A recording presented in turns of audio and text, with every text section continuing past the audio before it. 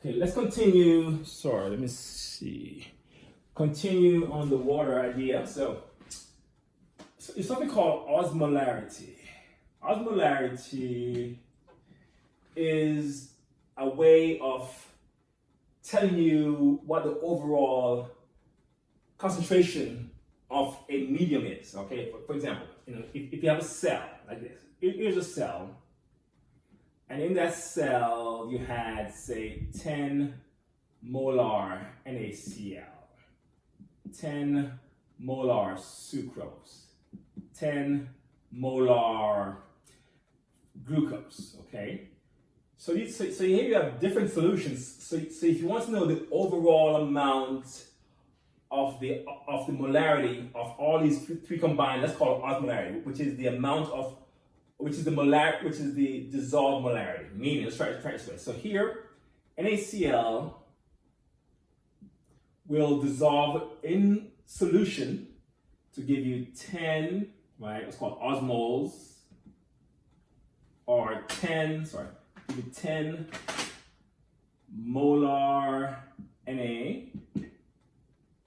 and 10 molar Cl, because they are built ionically, while sucrose and glucose are built covalently, so those don't fall apart. Okay, so here you get 10 molar sucrose and 10 molar glucose, and so if you add these up, add up the total molarity of the species once they dissolve in solution, that will give you 40, and we call it 40 osmoles per liter. All right, so osmoles is the number of moles dissolved. Write down for some. Osmole is the number, quantity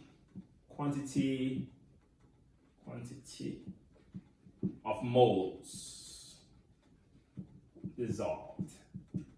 So for example, again, here, 100 molar NaCl would give you 100 osmoles of Na and 100 osmoles of Cl, and for a total osmolarity of 200 osmoles. Okay. All right, so osmoles is just a fancy way of saying the moles that's dissolved, just to give you a chance to pull apart the molecules that will pull apart once they dissolve. And usually, if it's a solution that's built covalently, then the molarity and osmolarity are the same. All right. So speaking of osmolarity, so osmolarity then is defined to be osmoles per liter. Right? It's osmoles per liter. Okay. And so in your body fluids have a certain osmolarity. It's the same, and you defend it. Okay. I mean, you try to do feedback loops to maintain that osmolarity. Otherwise, you become dehydrated or overhydrated. So let's try that. So in the body, the osmolarity of body fluids is 300 milliosmoles per liter. That's the osmolarity of body fluid. This is the same as saying 0.3 osmoles per liter. All right, that's normal body fluid concentration, 0.3 osmoles per liter. And here we can define some terms for you. Okay, so here, a solution is the types of solutions that your cells may find themselves in. So a solution is said to be isoosmotic if its osmolarity is equal to 300 milliosmoles per liter. It's said to be hypoosmotic if its osmolarity is less than 300 milliosmoles per liter, and is said to be hyperosmotic if it is greater than 300 milliosmoles per liter. So that's how we define the osmolarity of solutions based on 300. So no, if it's 300, it's iso. Iso means the same. If it's less than 300, it's hypo. If it's above 300, it's hyperosmotic. And this is important because the osmolarity of a solution determines how water moves, okay? And here's a rule. So water will cross the cell membrane in a direction. So water moves from low osmolarity to high osmolarity. That's how water moves. And it's critical because if water moves into your cell too much, your cells will burst. If it leaves the cells shrink. So you have to monitor, the body monitors the osmolarity of your fluids to ensure that water doesn't have an adverse effect on your cell structure. So speaking of how water moves, there is something called the tonicity of a solution.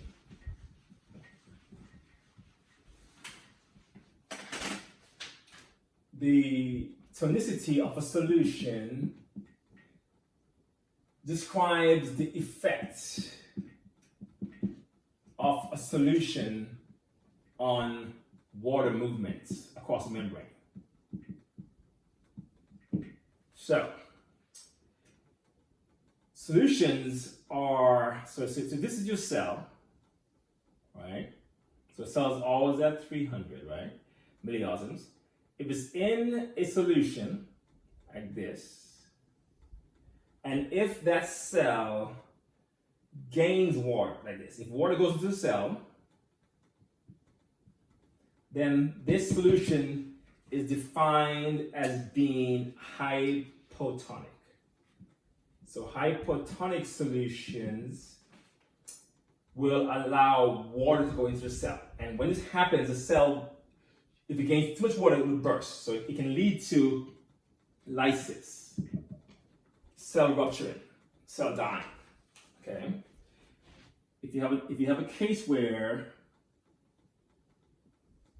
again, you just cell at 300, cells all over 300, right? 300. If the cell loses water this way,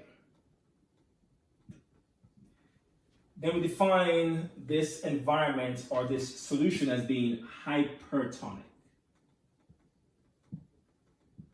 Okay, so in hypertonic solutions, the cell gains water.